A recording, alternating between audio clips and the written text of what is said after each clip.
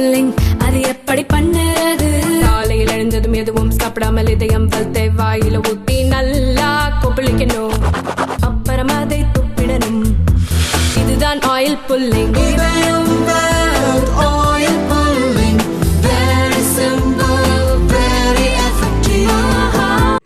திருநெல்வேலியில் பல்வேறு திட்டப்பணிகளை துவங்கி வைக்க வந்த முதல்வர் ஸ்டாலின் பாளையங்கோட்டை அரசு மருத்துவக் கல்லூரியில் நடந்த விழாவில் பேசினார்.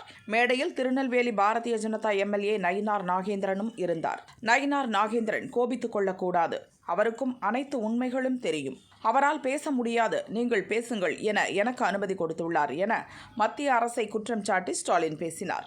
இதற்கு மறுப்பு தெரிவித்த நயினார் வேகமாக இல்லை என்பதை தனது சைகை மூலம் வெளிப்படுத்தினார். 23ஆம் ஆண்டு டிசம்பர்ல எப்படிப்பட்ட கனமழை பெஞ்சதுன்னு உங்களுக்கு எல்லாம் தெரியும்.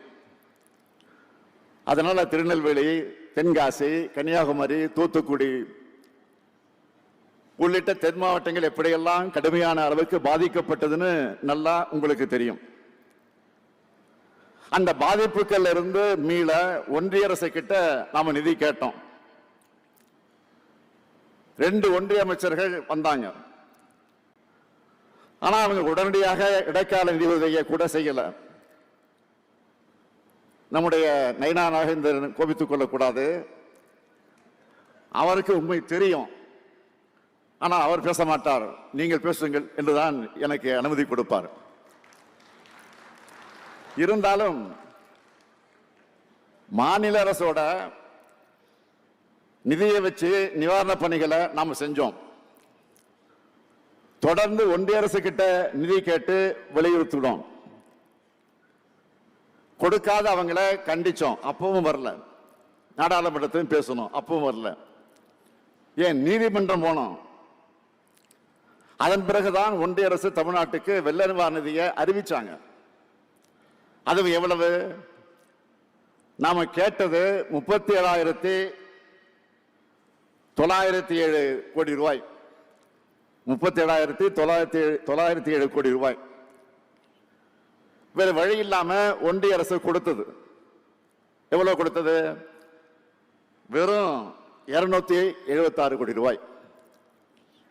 நாம கேட்டதுல ஒரு விழுக்காட்ட கூட கொடுக்கல. இப்படிதான் ஒன்றிய அரசு நடந்துகிட்டு இருக்கு. சரி போகட்டும், இந்த பட்ஜெட்லாவது நம்ம கேட்ட நிதிகளை ஒதுக்கி தருவாங்கன்னு எதிர்பார்த்தோம், அதுவும் இல்லை. தமிழ்நாட்டுக்கு நிதியும் கிடையாது, நீதியும் கிடையாதுன்னு ஒதுக்கிட்டாங்க.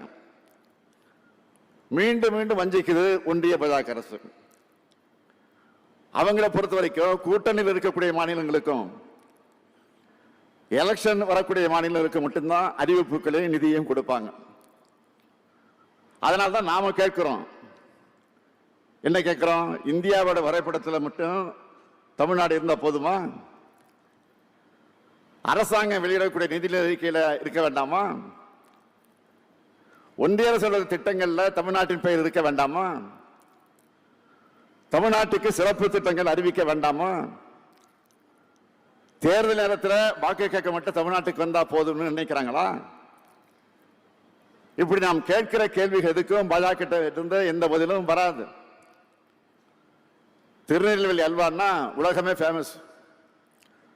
ஆனா இப்போ மாநிலங்களுக்கு ஒன்றிய அரசு தர அல்வா தான் அதை விட ஃபேமஸா இருக்கு.